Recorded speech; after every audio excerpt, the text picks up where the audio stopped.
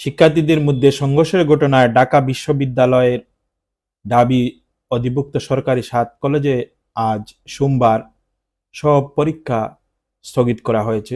রোববার ঢাবি পরীক্ষা নিয়ন্ত্রক মোহাম্মদ বাউল হক চৌধুরী সই করা এক বিজ্ঞপ্তিতে তথ্য জানানো হয়েছে।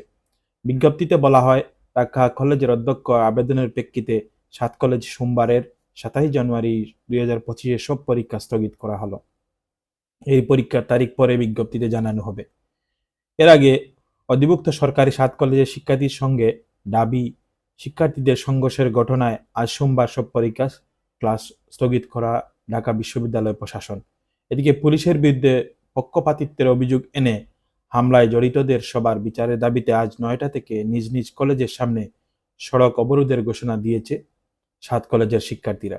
রোববার সন্ধ্যায় ৫ দফা দাবি নিয়ে আলোচনা করতে গেলে বিশ্ববিদ্যালয়